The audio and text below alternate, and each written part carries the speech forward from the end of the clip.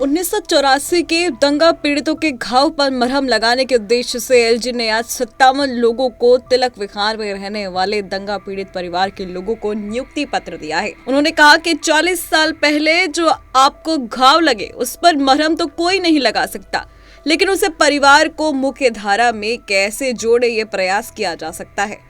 संतोष इस बात का है कि हम न्याय की कुछ सीढ़ियां चढ़ने में सफल हुए। जिन्हें नौकरी मिली है उन्हें बधाई देता हूं। ये प्रयास सिर्फ उनके परिवार में घाव पर मरहम लगाने जैसा है। एलजी ने कहा कि अगर ये बात मुझे पता चलती तो इस काम में देरी नहीं होती। रेवेन्यू विभाग को निर्देशित कर जल्द से जल्द कैंप लगाकर इस काम को पूरा किया और 89 लोगों की लिस्ट बनी। देश के इतिहास में पहली बार हुआ जब 55 साल के व्यक्ति को सरकारी नौकरी दी गई है। 57 को अभी और बाकी को जल्द ही नौकरी दी जाएगी। कुल 88 लोगों को नौकरी दी जाएगी। अभी 300 लोगों के नाम पर वेरिफिकेशन चल रहा है और लोगों को नौकरी दी जाएगी। मुझे इन लोगों के लिए जो करना होगा करूंगा।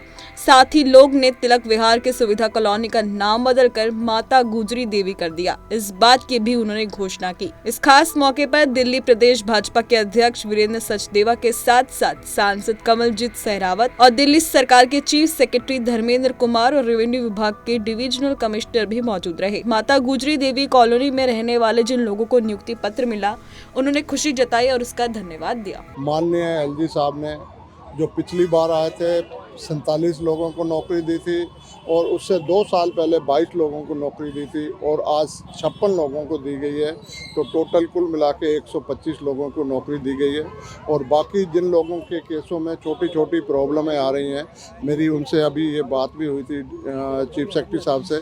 उसमें जैसे है जिनके पास FIR है, डेथ सर्टिफिकेट नहीं है, जिनको मुआवजा मिला है, बैंक की कापी गायब है, रिकॉर्ड नहीं मिल रहा है, तो हमने कहा कि अपने रिकॉर्ड के अंदर सरकार उसको तलाश करे और तलाश करने के बाद में उनको दूर करे। जिसमें जिन अनमैरिड बच्चों की जिसमें डेथ हो गई है और उसका उनके परिवार में जिनको मुआवजा दिया गया उसके कहने से उनको नौकरी दी जाए और उनसे आई बॉन्ड या अंडरटेकिंग लेके उनको नौकरी दी जाए।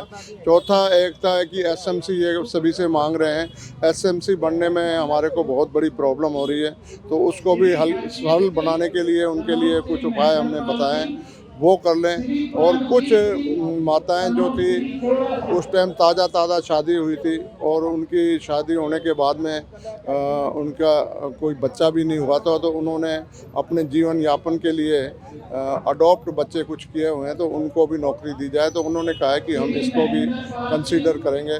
तो मैं इस मौके पर एलजी साहब का बहुत बहुत धन्यवाद करना चाहता हूँ, प्रधानमंत्री जी का धन्यवाद करना चाहता हूँ और अमित शाह जी का धन्यवाद करना चाहता हूँ।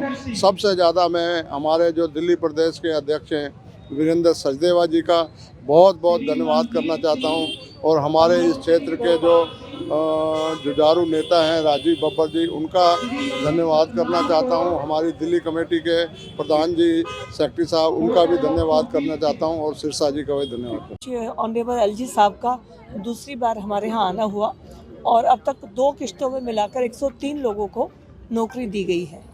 1984 का वो दिन कोई भूल नहीं सकता है और वो जख्म बहुत गहरे हैं, लेकिन जो परिवार कहीं ना कहीं आर्थिक रूप से बहुत समस्या में थे उनके लिए नौकरी बहुत काम आएगी और उनके जीवन को यापन करने में बहुत मदद करेगी। और एलजी साहब का बहुत बहुत धन्यवाद कि उन्होंने इस बात के ऊपर संज्ञान लेते हुए बहुत स्पीड में इस काम को कराया है और बाकी जो फाइलें हैं उसके लिए भी सर्वे करके दिया जा रहा है। और दूसरी बात उन्होंने महत्वपूर्ण कही है कि किसी को कुछ देने की आवश्यकता नहीं, सरकार एलजी साहब इस काम को कर रहे हैं।